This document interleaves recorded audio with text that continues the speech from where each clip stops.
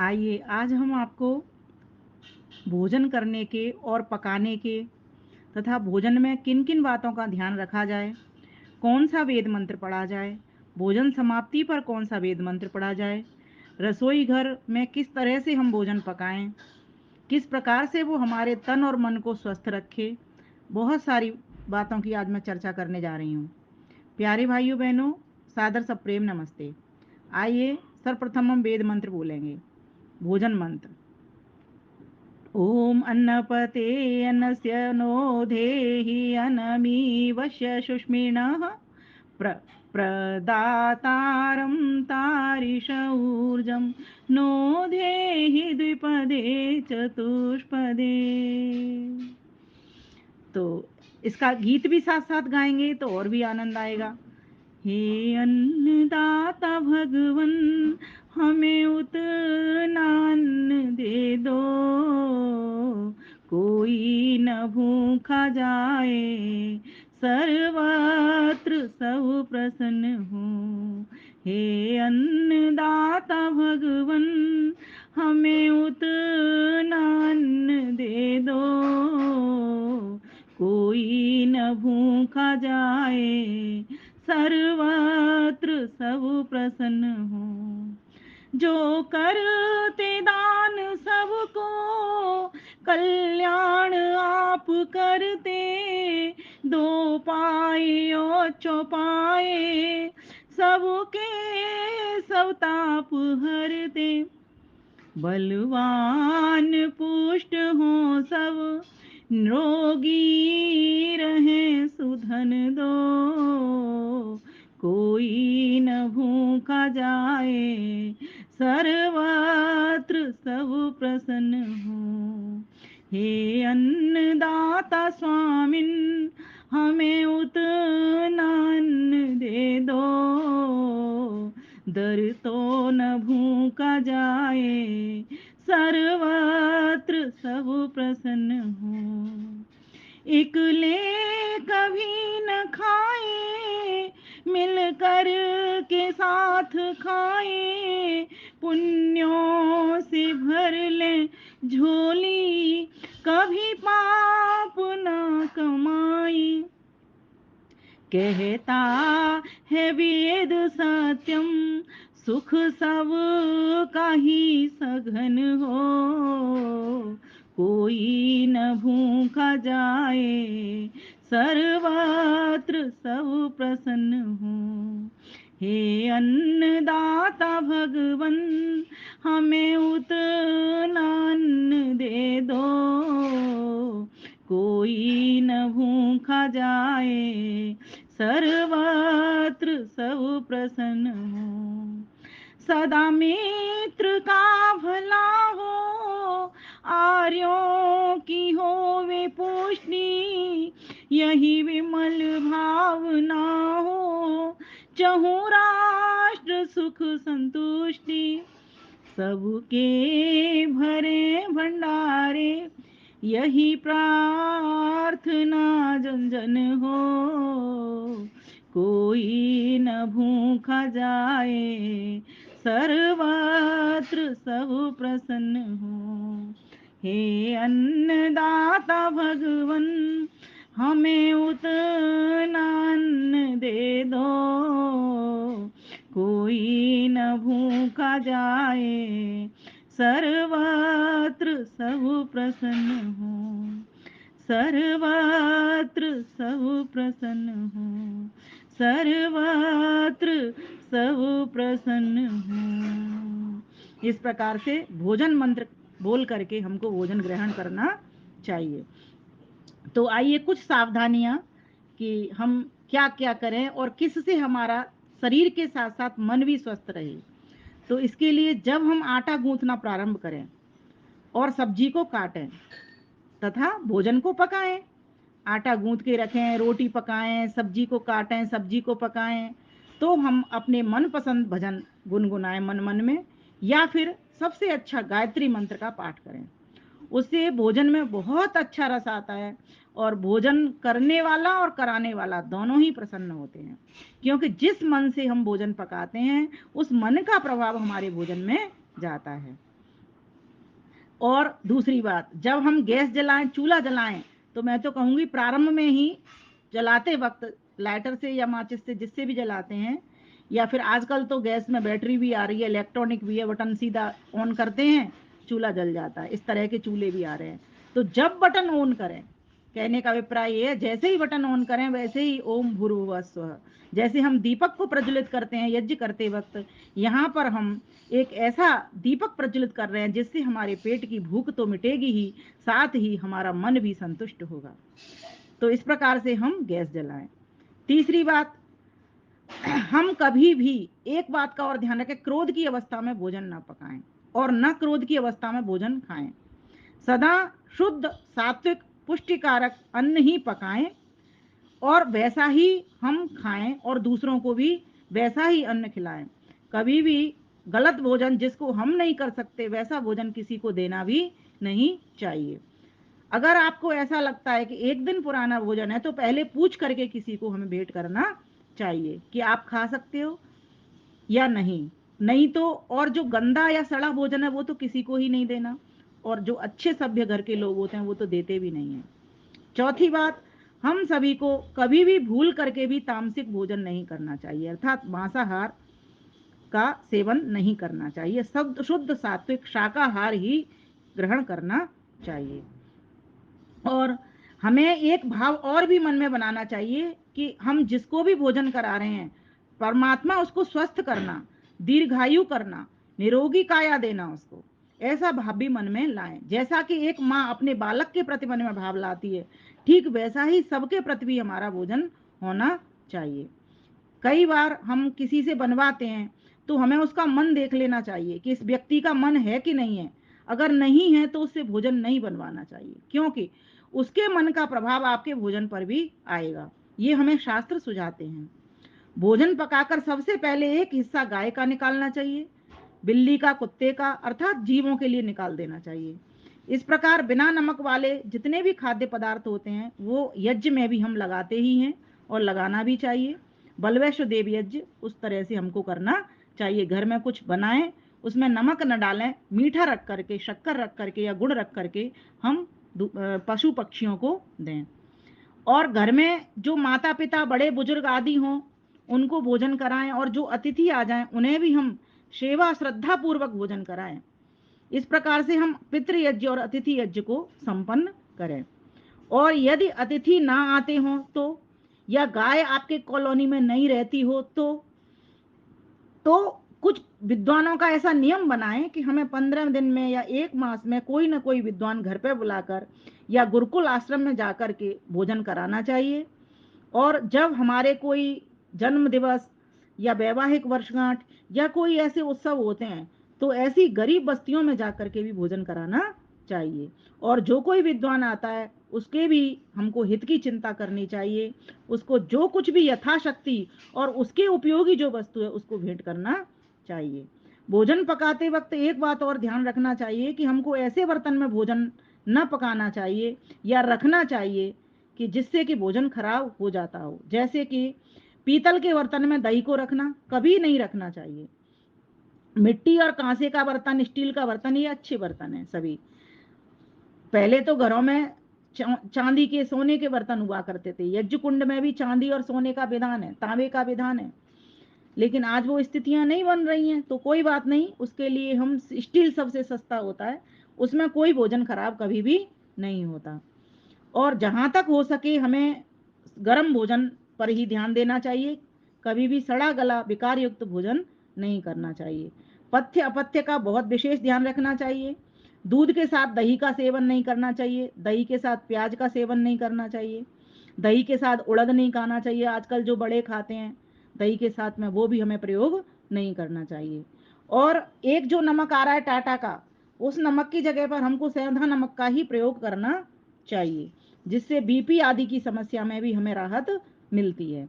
और रिफाइंड तेल के स्थान पर ध्यान रखें कि हम सरसों के तेल का ही प्रयोग करें और देशी गाय का शुद्ध घी ही हम प्रयोग में करें। अगर हमारे पास कम है तो कम मात्रा में कर लें। और हमें अपना घी का प्रयोग करते वक्त हमें अपने रोगों का भी ध्यान रखना चाहिए कि कितने मात्रा में किस व्यक्ति को कितना घी ग्रहण करना है। और जहां तक हो सके हमें ताजी सब्जियों का प्रयोग करना चाहिए, फ्रिज में रखे हुए आटे का भी प्रयोग नहीं करना चाहिए। और अच्छा हो अगर हम ताजा ही ताजा आटा गूंथें, क्योंकि समस्या जब आती है जब अकेले घर में होते हैं, सारे काम खुद को करने पड़ते हैं, नौकर भी नहीं होते। वैसे तो आजकल अच्छे घरों में, मीडियम घरों में भी नौकर हैं, सब कुछ कर रहे हैं, लेकिन फिर भी हो सकता है भोजन तो अपने ही हाथ का बनाएं और अपने ही हाथ से बना करके और उसको खाएं और खिलाएं। इस प्रकार से हम, और दूसरी बात, अगर रखना भी पड़े हमें फ्रिज में तो उसका ठंडापन निकाल दें, थोड़ी देर उसके 1 घंटे भर पहले या 2 घंटे पहले बाहर रख दें। और ऐसे ही फलों को भी बाहर रख दें, फिर उसको अपनी तासीर पर आने पर, अतः नॉर्मल होने पर उसको खाएं। एक और बात है कि चबा चबा कर हम भोजन करें, प्रसन्नता पूर्वक भोजन करें, भोजन में अनावश्यक बातचीत ना करें। मौन रह करके जो व्यक्ति भगवान का स्मरण करके, भगवान को धन्यवाद करके, आचमन करके भोजन ग्रहण करता है, समझो वही ठीक प्रकार से अपने अन्न को पचा पाता है। क्योंकि बोलते वक्त या तो खांसी आने का अंदेशा रहता है, या फिर खांसी नहीं तो हम बोलते चले जा रहे हैं तो पचा नहीं, वो चबा नहीं पाते ठीक प्रकार से। इसलिए मौन होकर के हम भोजन करें और अन्न को कभी भी झूठा न छोड़ें। थोड़ा वो उतना ही अन्न लें थाली में, व्यर्थ न देवें नाली में। उतना ही अन्न होना चाहिए जितना हम ग्रहण कर सकते हैं। ऋतु के अनुसार करें, हितकर भोजन करें, जो हमारे जरूर बात पित्त कफ देख करके भोजन करें, और मात्रा देख करके भी हमको भोजन करना चाहिए। कहा जाता है 2 भाग भोजन हो, 1 भाग पानी हो, 1 भाग वायु के लिए भी रहना चाहिए। जो व्यक्ति इस प्रकार से ऋतुबुक हितबुक मितबुक का पालन करके भोजन करता है और सच्चाई व ईमानदारी के साथ में हितकारी और संतुलित भोजन करता है, वही व्यक्ति समझो ठीक प्रकार से भोजन करके अपने शरीर को पुष्ट कर रहा है, सही दिशा में जा रहा है। बिना भूख लगे कभी भी भोजन नहीं करना चाहिए। कई लोगों की आदत होती है सारा दिन खाते हैं, 1 बार खा लिया, फिर 2 बार खा लिया, 3 बार खा लिया, 4 बार खा लिया, खाते ही रहते हैं, बस पूरा दिन उनका समझो भोजन ही भोजन होता है, भजन पर उनका ध्यान जाता ही नहीं है। तो ऐसे व्यक्तियों के लिए ये बहुत अच्छा संदेश है कि बिना भूख लगे भोजन नहीं करना चाहिए, और जब तक भोजन नहीं पचे तब तक भोजन नहीं करना चाहिए। तो भोजन पचेगा तभी भूख भी लगेगी। अब जब बार बार खाते रहेंगे उससे बहुत सारे रोग हमें पनपने का संदेशा रहता है। तो जब जहां तक हो सके घर का भोजन करें। आजकल बाजार से भी जंक फूड, पिज्जा, बर्गर आदि बहुत सारे पदार्थ मिलते हैं भोजन के, फास्ट फूड वगैरह, इनसे हमें बचना चाहिए जितना हो सके। कभी कभी कोई समस्या है घर में या नहीं बन पाता है तो हो सकता है, तो उसमें भी बहुत ध्यान देने की बात है, किस दुकान से आ रहा है, कहाँ से आ रहा है, मैं इसमें थोड़ा सा संशोधन करती हूँ। लेकिन साधु सन्यासी तो हमें हमेशा, महात्मा लोग तो बताते हैं कि बाहर का खाना ही नहीं चाहिए, क्योंकि मैंने पहले ही बात बताई थी कि जैसा हम खाते अन्न है वैसा हमारा मन बन जाता है। तो भोजन का एक समय भी निश्चित करें। अगर मान लीजिए सुबह 11 बजे खाते हैं या 10 बजे खाते हैं, तो कम से कम 6-7 घंटे का उसमें अंतर होना चाहिए।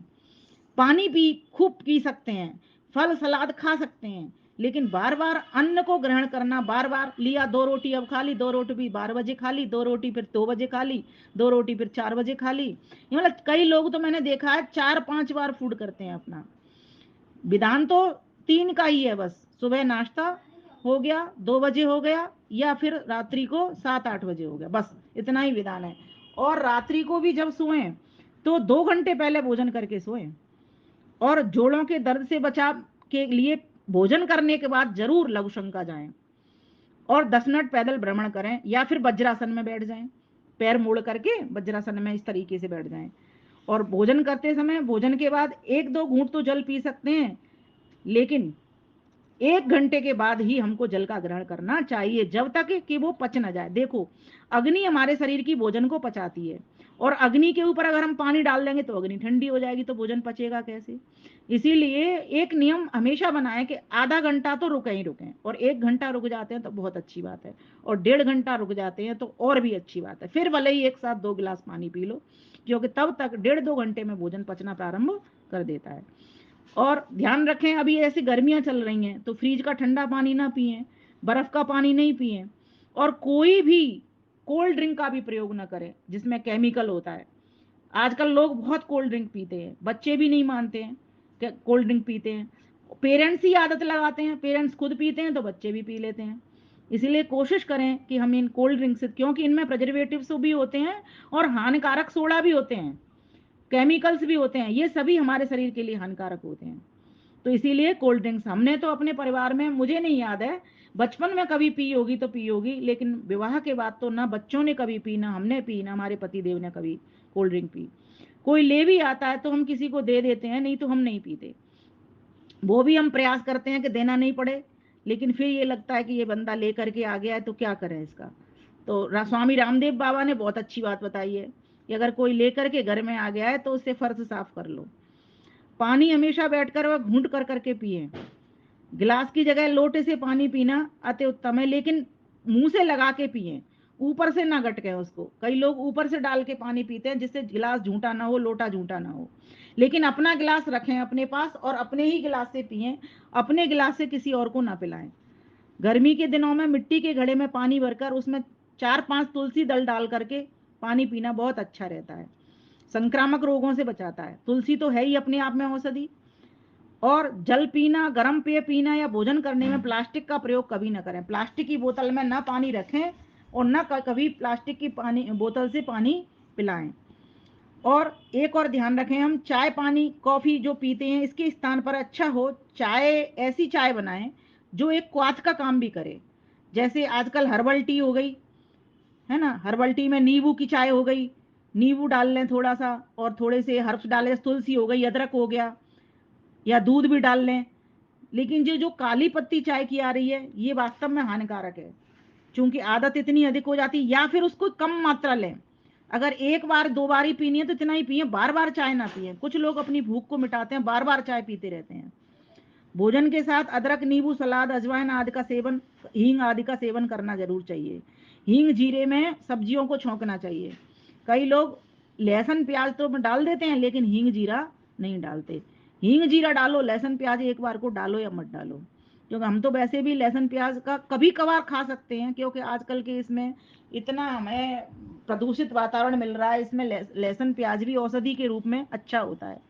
लेकिन नियमित रूप से सब्जियों में जो छोंक लगाएं वो हींग, अजवाइन और जीरे का ही लगाएं। इससे हमारी पेट की वायु निकलती है और वायु से बहुत सारे रोग होते हैं। दोपहर को भोजन के बाद उपलब्ध हो तो छाछ का सेवन करना चाहिए, किंतु रात में छाछ और दही का कभी भी सेवन नहीं करना चाहिए, क्योंकि खट्टे पदार्थ हानिकारक होते हैं। और रात में अगर देसी गाय का शुद्ध दूध पीने के लिए मिल जाए तो गायत्री मंत्र का जप करके अवश्य शयन करना चाहिए, जिससे तन मन बुद्धि हमारे प्रसन्न होंगे। और प्रातः सायं उपासना करके नाश्ता या भोजन करें, तो सायं उपासना करके सायंकालीन भोजन करें। इस प्रकार ब्रह्म यज्ञ भी हमारा संपन्न हो जाएगा और पंच महायज्ञ का अनुष्ठान भी पूर्ण हो जाएगा। सभी नियमों का आप सभी को पालन करना चाहिए। चरक संहिता में भी भोजन के बहुत सारे नियम बताए, जैसे वहां कहा गरम गरम भोजन नहीं करना चाहिए, मतलब बहुत ज्यादा एकदम जिससे जीभ जल जाती है ऐसा भोजन भी कई लोग करते हैं। चाय आई नहीं कप में कि पी ली उन्होंने, थोड़ी देर भी सब्र नहीं करते। तो वहां लिखा है उष्णम अश्नीयात, अर्थात गर्मा गर्म, एकदम गर्म तो करना चाहिए, ताजा हो, मतलब बहुत अधिक गर्म ना हो और बहुत ठंडा भी ना हो। उष्णम अश्नीयात मतलब उष्ण भोजन ही का मतलब ये नहीं है कि जीभ जलाने वाला भोजन करना चाहिए। तो इस प्रकार से गर्म भोजन करें, गर्म भोजन से मतलब ताजा भोजन करना चाहिए। स्निग्धम अश्नीयात, फिर उन्होंने लिखा है गौ, घृत, दूध, दही आदि पदार्थों से युक्त स्निग्ध भोजन करना चाहिए, क्योंकि ये ग्रीसिंग जो हमारी बॉडी में जो हड्डियां चटक रही हैं ना, इसीलिए वो चटक रही हैं कि हम गाय का घी और दूध दही का सेवन नहीं करते। चिकनाई शरीर में जा ही नहीं रही है, मोटे होने का डर है। लेकिन मोटे होने की जो चीजें उनको तो छोड़ते नहीं है, पिज्जा बर्गर, लेकिन घी को छोड़ देते हैं। आजकल बच्चों से कहो घी खाओ तो बिल्कुल मना कर देते हैं, लेकिन बाहर की चीजें जो मोटा करती हैं उनको नहीं छोड़ते। इसलिए घी नुकसानदायक नहीं है, गाय का घी तो हल्का होता है और गाय का दूध दही सब अच्छा होता है, हमको खाना चाहिए। और मात्रा पूर्वक, जैसे मैंने कहा मित बुक, तो वहां लिखा है मात्रावत अश्नीयात, मात्रा पूर्वक भोजन करना चाहिए, कितनी मात्रा कर लेनी है। और वहां लिखा जीर्णे अश्नीयात, अर्थात पहला भोजन पच जाने पर ही दूसरा भोजन करना चाहिए, जैसा कि पहले आपको हिंदी में बताया था। और चरक संहिता में लिखा है वीर्य अविरुद्ध अश्नीयात, अर्थात वीर्य के विरुद्ध आहार नहीं लेना चाहिए, अर्थात बल वीर्य के प्रतिकूल पदार्थ कभी नहीं खाना चाहिए जिससे विकृति पैदा हो। फिर लिखा वहां पर इष्टे देशे अश्नीयात, अर्थात मन को अच्छा लगने वाला स्वच्छ स्थान पर बैठकर भोजन करना चाहिए। अब ये जितनी भी पहले बातें बताई थी सब ये चरक संहिता के अनुसार ही थी। बहुत जल्दी जल्दी भोजन नहीं करना चाहिए, कई लोग चबाते ही नहीं है। नाति द्रुतम अश्नीयात, अर्थात बहुत जल्दी जल्दी भोजन नहीं करना चाहिए। फिर लिखा वहां पर नात विलंबितम अश्नीयात, अर्थात बहुत धीरे धीरे भी नहीं खाना चाहिए कि लोगों को घंटे 2 घंटे हो जाते हैं बैठे ही रहता है वो भोजन पे। मैंने कई लोगों को देखा है, कई तो इतना जल्दी करते हैं कि 2 मिनट भी नहीं लगाते, कई इतने लगाते हैं कि 2 घंटे हो जाते हैं। हमेशा मध्यम चीज अच्छी रहती है। अजलपन हसन तन मना भुंजीता, अर्थात गपशप न करते हुए भोजन करना चाहिए और हंसते हुए भी भोजन नहीं करना चाहिए, अपितु तन्मय होकर एकाग्रता के साथ भोजन करना चाहिए। इस प्रकार से हमें सभी को इस बात का ध्यान रखना चाहिए भोजन करते वक्त। अब आगे आपको कल बताया जाएगा कि जो लोग अधिक भोजन कर लेते हैं उसका क्या नुकसान होने वाला है। इसीलिए हम ध्यान दें इस बात का कि हमारा भोजन कैसा हो, शुद्ध हो, सात्विक हो, सही जगह पर हो, अच्छी प्रकार से पकाया हो, पकाने वाला भी अच्छा हो, खिलाने वाला भी अच्छा हो, सबका मन अच्छा हो, तभी हमको भोजन ग्रहण करना चाहिए। आज के लिए इतना ही। आप सभी को बहुत बहुत धन्यवाद। नमस्ते। इन भोजन के नियमों का पालन करें और इस गीत को अपने बच्चों को सिखाएं। तर्ज भी इसकी बहुत अच्छी है। आप सभी का धन्यवाद। नमस्ते जी।